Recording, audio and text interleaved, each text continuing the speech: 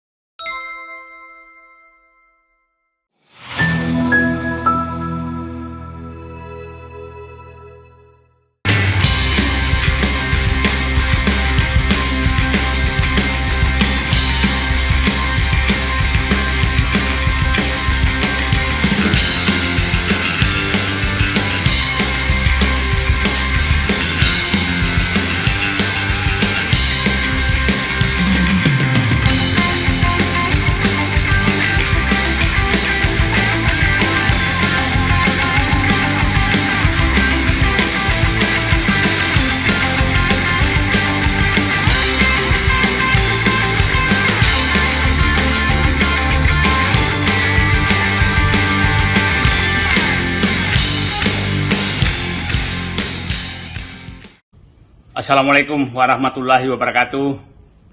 31 Desember 2024, bangsa Indonesia bagaikan kena petir di siang bolong karena lembaga OCCRP mengumumkan mantan Presiden Jokowi sebagai finalis pemimpin terkorup 2024. Dan banyak yang kaget, tapi saya salah seorang yang tidak kaget karena saya memang menduga bahwa korupsi Indonesia selama pemerintahan Jokowi memang sangat-sangat marak. Nah, kemarin mantan Presiden Jokowi juga sudah memberikan klarifikasi dan seakan menantang. Tantangannya ada 4. 1, silahkan buktikan. 2, apa yang saya korupsi. 3, ini framing jahat. Yang keempat, agar ini diproses hukum saja. Nah, itu kita sekarang mau bantu rakyat untuk mengetahui apakah betul Presiden Jokowi melakukan korupsi seperti yang dituduhkan tersebut. Saya ingin mencoba merangkum kalau Jokowi memang melakukan korupsi, dibilang mana, sektor mana atau klaster mana terjadi korupsi. Saya mencoba membagi 5 klaster modus korupsi yang dilakukan oleh mantan Presiden Joko Widodo. Kelas pertama adalah klaster korupsi yang ditujukan untuk mendapatkan kekuasaan dan melanggengkan dinasti. Ini banyak contoh yang terjadi tentang hal ini. Masih ingat dulu kasus tentang ditutupnya kasus pelanggaran dan pelanggaran hutan, kemudian 3,3 juta hektar sawit itu hilang begitu saja. Nah, itu saya punya keyakinan bahwa ini ada kaitan dengan untuk melanggengkan kekuasaan, sehingga perlu untuk meredam kasus-kasus besar dan bisa terjadi negosiasi di balik pintu. Yang kedua, klaster kedua adalah itu menjarakan lawan-lawan politik. Itu klaster korupsi kedua. kita masih ingat bagaimana kasus-kasus menteri-menteri yang terlibat tahu-tahu dihilangkan begitu saja, dan itu sudah diperiksa tapi tidak dilanjutkan. Itu adalah istilahnya korupsi sprindik. Masih ingat kasus impor garam, minyak goreng, HPH, kemudian kasus BTS, dan berbagai kasus lain yang menguap begitu saja. Dan masih ingat kasus penggantian Ketua Umum Partai Golkar yang karena isu semua bahwa itu ada 11 sprindik. Itu korupsi klaster kedua. Korupsi klaster ketiga adalah ini ambisi pribadi. Ada 2 subklaster di sini. Klaster pertama adalah ingin punya legacy. Seakan-akan presiden berhasil tapi merugikan rakyat.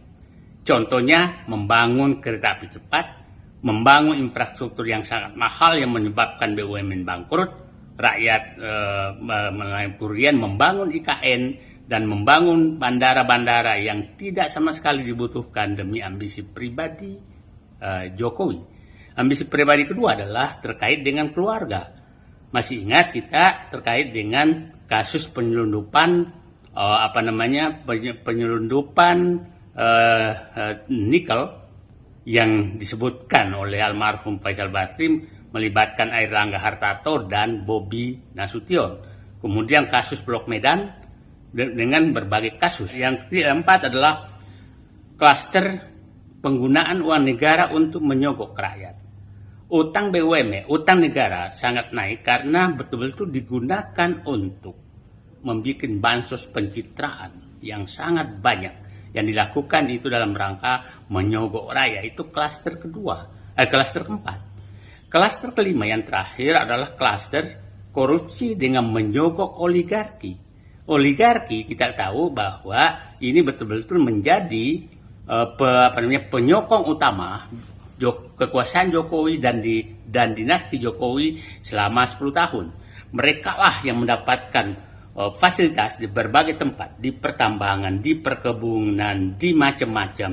Nah, untuk melanggengkan kekuasaan Presiden Jokowi. Nah, ini puncaknya terjadi adalah oligarki, adalah pemberian PSN di berbagai tempat dan fasilitas-fasilitas lain. Sangat jelas bahwa itu merugikan negara, merugikan rakyat. Anda bayangkan contoh kasus PIK 2, rakyat dipaksa dengan status PSN, dan Rempang juga demikian. Nah, yang terakhir, yang paling saya was-was adalah bahwa siapa tahu sebenarnya lembaga OCCRP memberikan status mantan Presiden Joko Widodo selaku finalis pemimpin terkorup di dunia. Siapa tahu mereka memiliki data lengkap terhadap korupsi atau korupsi yang dilakukan dan disembunyikan di luar negeri. Ini yang paling was-was.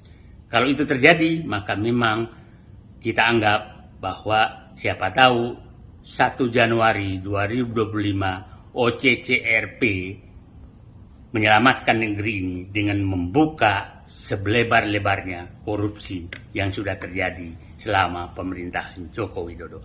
Tunggu edisi berikutnya. Terima kasih. Assalamualaikum warahmatullahi wabarakatuh.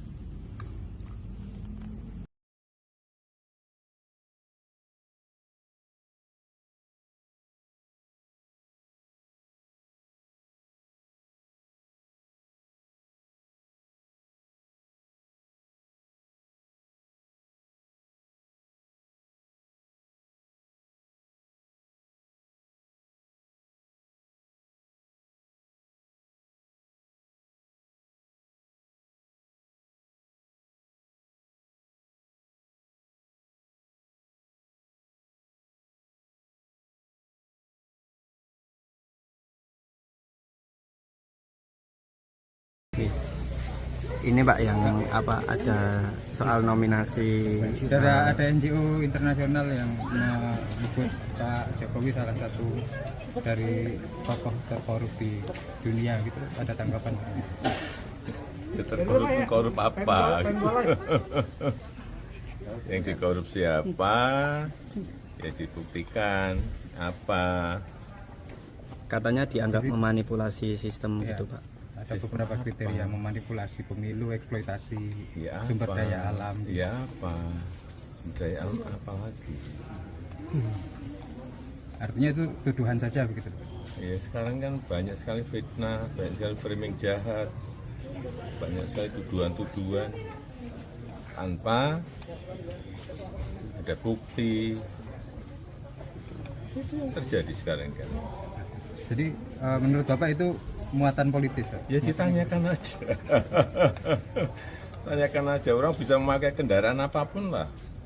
Bisa pakai NGO, bisa pakai partai, bisa pakai ormas untuk menuduh, untuk membuat framing jahat, membuat tuduhan jahat.